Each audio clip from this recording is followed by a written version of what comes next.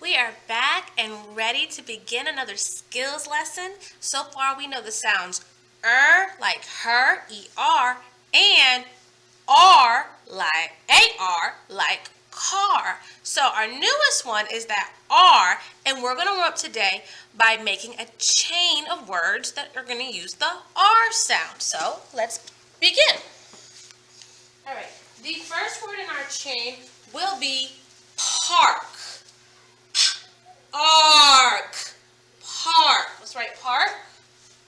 Switch markers on. Oh, sorry, guys.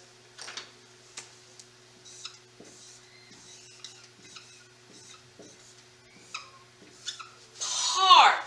And you know, we're going to change it, clearly. We're going to go from park to dark. From park to dark. Where am I changing the word? At the beginning, I'm going from to D. So from park to dark. Park to dark. Park to dark. From dark, this one's a spelling word, to shark. Dark to shark. Where am I changing the word? Again, it's a beginning sound change. Excellent. Park, dark, ark, shark. This word actually has two digraphs in it. Ark, shark. From shark to sharp. Shark, sharp. Where am I changing that word? The beginning, the middle, or the end? The end. I'm going from k to p. From shark to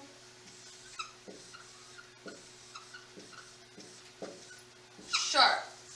Shark to sharp. From sharp to harp. Sharp to harp. Where am I changing that word? The beginning, the middle, or the end? The beginning. I'm going from sh to h. So, from sharp to harp. Sharp to harp. From harp to harm. Harp to harm. That's an ending sound change. Excellent. We're going from p to Look at that. Totally different mouth arrangement. Harp to harm. Harp to harm. Great, great, great. From harm to farm. Harm to farm. Where am I changing this word? It's another beginning sound change. Good. I'm going from to see mouth differences? Different sound then. Arm. Farm. And yes, I'm exaggerating a little bit because I really want you to see it. But your mouth really does make a distinctive different sound for each of the different sounds in the language. I promise it does. Like it's either your mouth's whole different or where your tongue fits in your mouth is whole different. Like there's differences happening. I promise. I'm not just making stuff up for you guys. All right. So from farm to arm. Farm to arm. What change did I making? Ooh, yes, I'm going from a 3-sound word to a 2-sound word. My R digraph is now the beginning sound. From farm to arm. Show me your arm. Thank you, thank you, thank you. Ooh, that might be a bonus task, but just thinking my brain. From arm to art. Last one. Arm to art. That's an ending sound change. Correct. I went from arm to art. I changed the to the t sound. Arm to art. Great job. So, we're all warmed up. Our brains are all ready. We're thinking R's and R's and whatnot else's. Very bossy letter, that R is.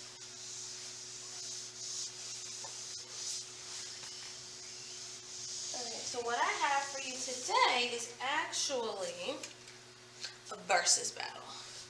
Oh yeah, it's a versus battle. Today it is versus R. Who's coming out on top? Nobody knows. Ooh. All right, so what's going to happen is I'm going to read a word to you, and I got to double check see what page it's on, so you know.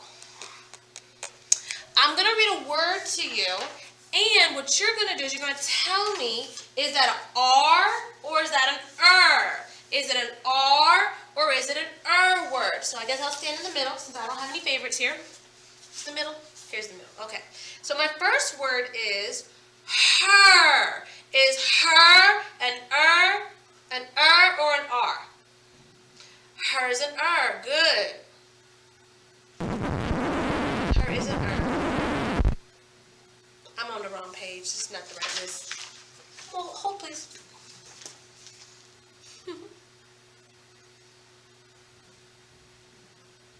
Oh, that's for the next thing. My bad.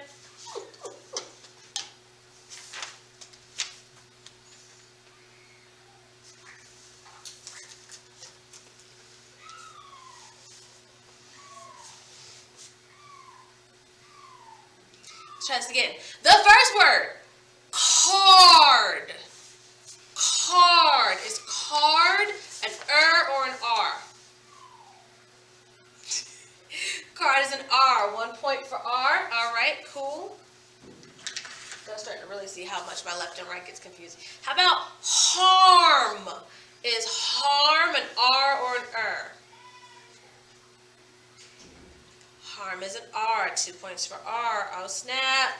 R is coming with them hits. What about burn? Is burn an R or Say burn. Burn is 1 point for Okay, how about turn? Ooh, is coming back strong. Okay, I see you. How about shark? Your spelling word. Shark. Shark's an R. Excellent. Okay. Guard. Guard. That's an R. Right on, right on. How about learn? Learn. Okay, learn's an right, right. What about curl? Curl. Oh, snap, it's all tied up now. It could go either way. Okay. Let's see who's gonna win. Chart. Chart. Chart's an R. Right. And you'll see.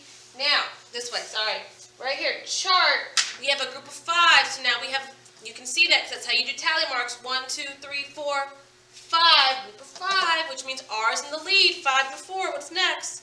Oh, the word is R. The word is R. Which sound do you hear in the word R? You hear R and R? Okay, good. So now we have R coming in at 6. Is sitting at 4, but it's not over yet. It's not over yet. The next word is bird. Bird. What do you hear in the word bird? I hear And again, group of 5 tally marks, but R is still in the lead with 6. 6 to 5. This is the last one. Is going to tie it up, or is R taking the win today? The last word, surf. Surf. What do you hear in the word surf? You hear And at that, it is a tie. R and are are tied. There is no winner this time. The scores are the same. What on earth? I know it happens in a complete upset. All right, guys, what we're going to do now, we've practiced with listening. Now we're going to practice with writing. We're going to write a series of words that have ers and rs in them. Like each of them is going to have one of the two. They're not going to have both at the same time. No, we're not there yet. So yes, ers and rs. Ers and Rs. I struggle with this left and right business, guys. It's horrible. So you do need your whiteboard and marker or pencil and paper. And I'm going to give you more directions to get there, but you need your materials, and we're going to write some words that use these sounds. We're going to sound them out. We're going to write them down. We're going to be looking and listening for the Rs and the ers. If you want to keep score, right now it's 6-6. So if you want to keep score and tell me who was the ultimate winner, be my guest. But let's get to it. Come on. All right, so we're ready. And as stated, I'm going to say the word, and we're going to write lines to say how many sounds are in the word. And then we will add the sounds that match, the spellings that match the sounds we stated. So the first word is her. So, Now let's fill it in. Spell the word her?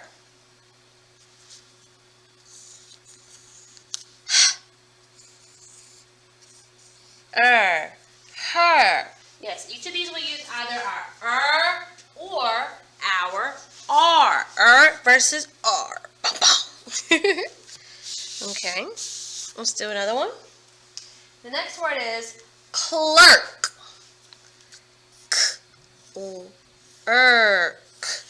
Clerk. Spell the word clerk. Let's check our work.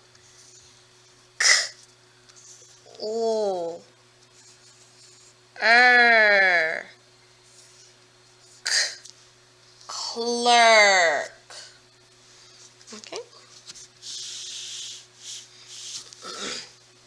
The next one is heard. Heard. Spell the word heard.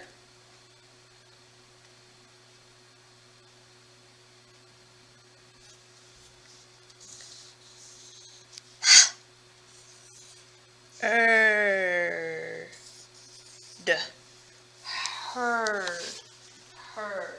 Great. Good job. Do another one. Fern. Fern. Spell the word fern.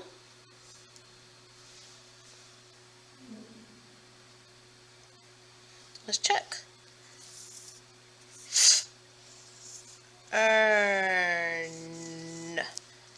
Fern.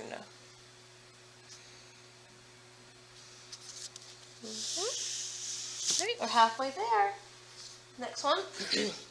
Farm. Farm. Spell the word farm.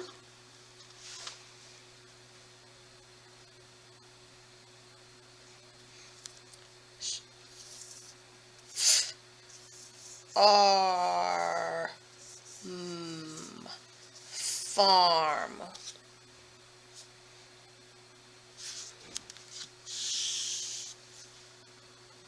Car. Car. Spell the word car.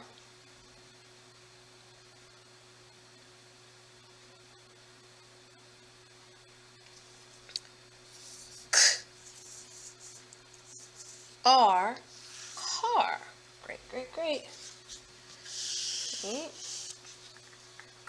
Two more. The next word is star. Star. Spell star, please.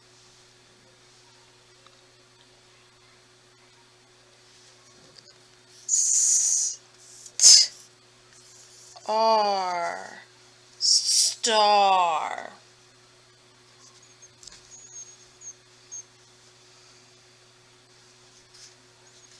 last word.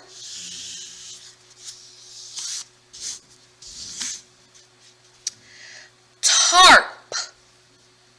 Tarp. Tarp. Spell the word tarp.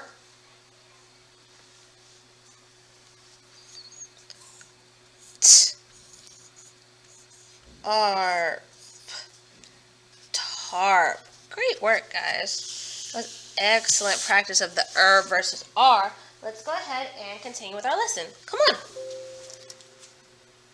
That was an excellent opportunity for us to practice with the and the R's. Now it's time for you to do some work independently. What we have on 4.2 is a list of words. There are 3 categories: R's, and neither. So these words here either have an an R, or they don't have either one. And so your task will be to sort these words, okay? That's part of your task, to sort these words. We're not going to do any sentences today because you're going to be reading a story out of the Greenfern Zoo. This story is titled Things with Wings. And the Greenfern Zoo, while our tour guide, our zoo guide, Vern, is a cartoon, if you've looked through the book at all, you'll see that there are photos of real animals. Whew, bless me. Which communicates to us, the reader, that this is nonfiction. So I did want to do a little preview because some of these nonfiction concepts and words, while we know how to decode them and read them, like decode, read these words, break them down, it might not always be something that we're familiar with. So I do want to preview some of the words in the story with you. Not things with wings, I'm tripping. No, things that swim. I am tripping hard today. It's things that swim, which is why shark is on the list of words for me to tell you about. Things that swim. And yes, shark is one of them. And the only reason I'm saying that is because it has the R sound in it. Another word you're going to hear is trout. Trout has that ow sound. Trout is a type of fish. You'll see that. Some other words in this text today include creeks, which are streams of water. They're smaller than rivers, bigger than brooks. It's called a creek. The bed of a creek is the bottom, and it's made of sand and rocks. We've talked about sand and rocks being all over the place. So yeah, so there's the actual creek, and then like the bed is kind of almost like a beach, but for a creek. Then there's also the word wee, which means small. In addition to that, like I said, there's a bunch of words in here that, yes, you can decode them, but I don't want you going into it not knowing what they mean also. Reef, which is a ridge of sand or a chain of rocks underwater in the ocean. So some of these fish and things that swim are going to live on a reef. So it's kind of like a sand castle-ish underwater, or a rock castle underwater. Fins, we know how Nemo had the little fin. Yeah, fins. That's part of a fish that helps it move along in the water. Gills are part of a fish that allows it to breathe. So we know fish breathe underwater. Again, another Nemo reference. Remember when he was on the tray at the dentist's office? It was like, because he couldn't breathe because he wasn't in the water. There's a little line. I keep pointing to my side because they're like lines on the side of what would kind of be their neckish area. The last one is an animal type, and that's called a squid. A squid is a type of animal that lives and swims in the ocean. They look similar, not the same, but similar in design to an octopus. So just get that idea. So that just gets you pumped and ready to read things that swim. Things with wings is later. Things that swim. That's today. I got this. I'm here now. Things that swim. Now you might be wondering, why am I reading about things that swim and why are we going to this zoo? Well, the purpose for reading in this kind of text is because we're going to do what's called informational writing, which is writing about facts. And when you read nonfiction, you don't have a main idea. You don't have plot and characters and setting. You have main idea and facts. What is the story mostly about? Tell me the story in one sentence, and then tell me things you learned from that story. So the purpose is that you can identify a main idea, what a story is mostly about, and a lot of times the title will really help you with that. So if the title of this story is Things That Swim, what is this story mostly about? What is the main idea? Well, this story is going to be mostly about things that swim, things that live in the water. So that's going to be the focus today, identifying the main idea, and hopefully being able to state some facts about it. So I'll still be partner A. You will then have questions to answer from page 5.2 in your cat book. We're still identifying the page number we found our answers on. Now, what I'm going to continue to not do is read these questions to you. If I add any additional questions, I'll read those. These questions are decodable, meaning that you have been given the tools to sound out and blend together these words. In theory, that means you can read this. That means you can read this. And like I said, if I have any additional questions, which sometimes I do, just want to dig in a little bit deeper and make sure that you understood it, I'll narrate, I'll read those ones to you. Like I said, I will still be your partner. I am not going to leave you out here high and dry on the text, on the story, but I would really appreciate it if you were your own partner B. Or even if you read it as your own partner A and then clicked on my recording and I become partner B. Either way, I will have that available to you. Okay? All right, guys. Getting our work done, getting our homework done, looking at those spelling words so that way we're ready for next week, Friday.